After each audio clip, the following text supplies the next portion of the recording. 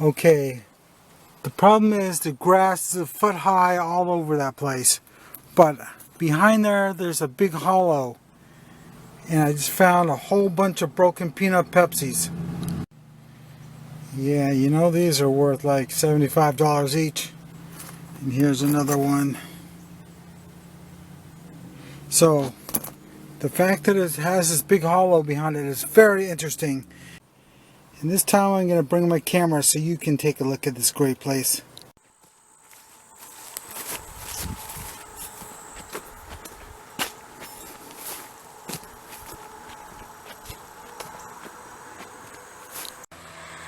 Okay, well, I guess the grass isn't high all the way across, only half of it basically. So I can probe this area. So I'll do that first. Well, the ground is rock hard. And it's just been raining. Besides, it's such a massive area.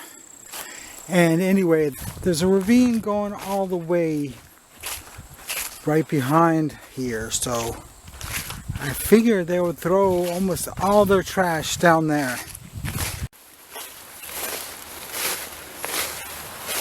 Well, it's kind of a long walk from the backyard, but I still think most of the trash would end up back here.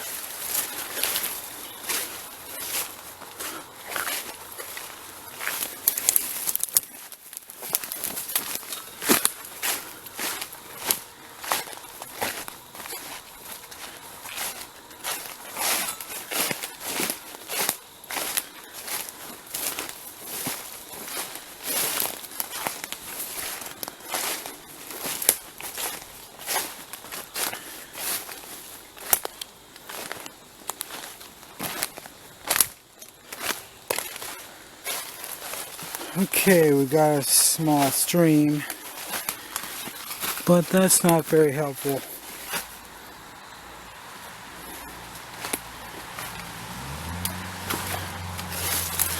These Pepsis are right close to here. I'm gonna have to check it real hard because there's a lot of them. Well, potentially 10 or 12. Okay, here we are. There's one. There's another one.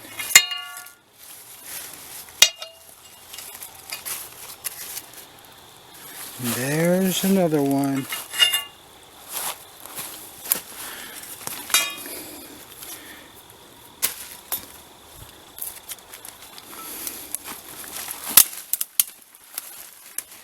And here's another one. This one's almost intact. None of them have any town names on the bottom though. Okay, there's another one.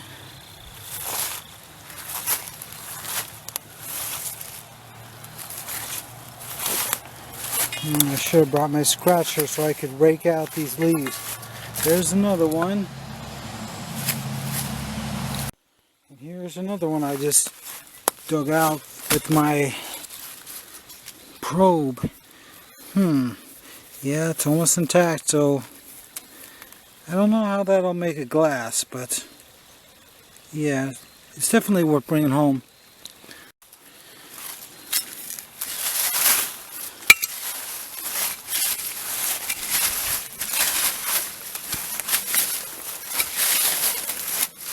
I guess I got lucky in the last one because I just barely started doing this and I hit one.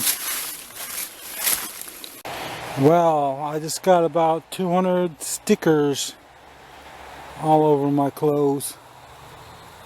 It's going to take a half an hour at least to clear all those off. And I got them on my other arm as well. Strange, there's a little bit of a pond over here.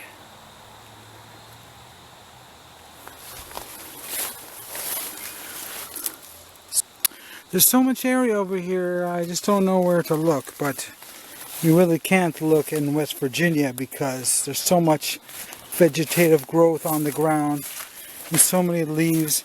I always make the mistake of coming here in October when all the leaves are falling and all the plants have had all summer to grow, so they're at their maximum size in October. I gotta remember to come here in the early spring next time, when all this stuff will be frozen over and dead. Well, I could film this for probably 2 hours because there's so much area over here. But I can't waste my battery on all that. So just a little bit now and then. This is the perfect kind of place to have a dump because it's a quarter of a mile out of town to a half a mile out of town. And it's down a side street. But look at this. There's a big bank right here. That actually looks like a dump. I'm gonna have to go check that out.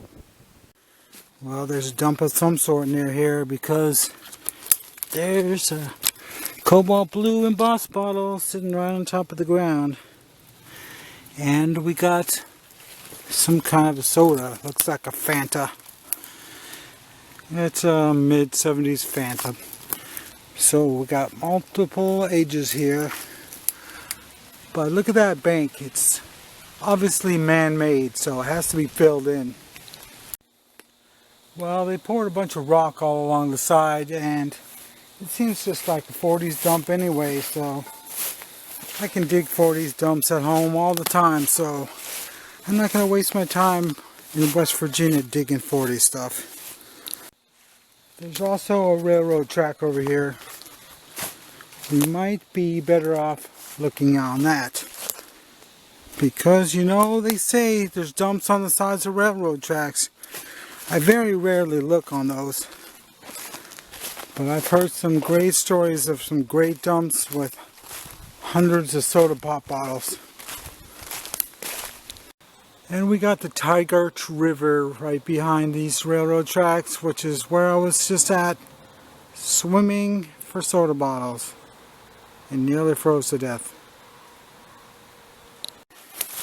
Okay, coming up to the river.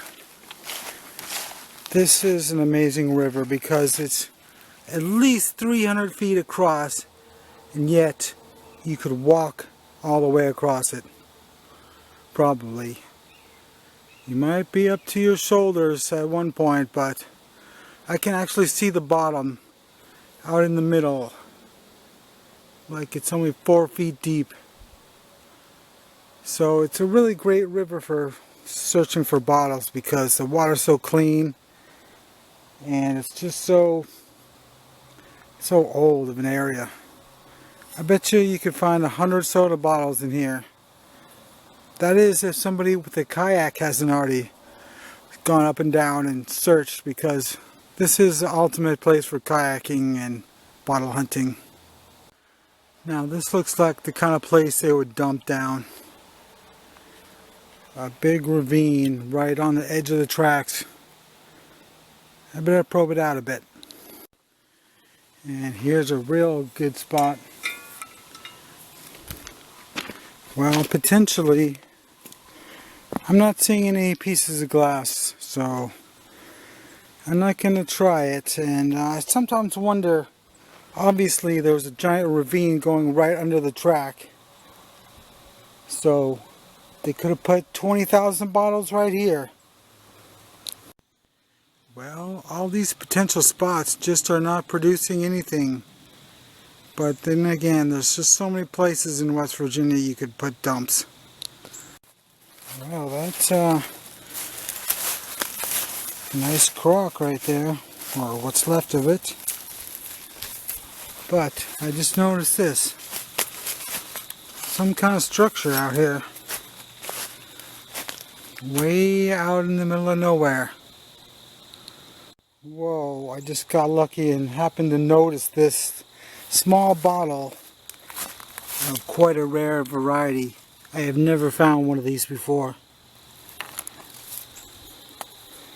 Oh, it's broken. But still, it displays intact this way. And it's a pretty scarce bottle. I've found 100,000 bottles in my life, and I have not found one of these. It's a miniature. It holds like 4 ounces. So I'll bring it home anyway because it still looks good on the shelf. I always say there could be hundreds of bottles on top of the ground and you can't even see them because there's leaves everywhere. Well, I guess this structure has been found out.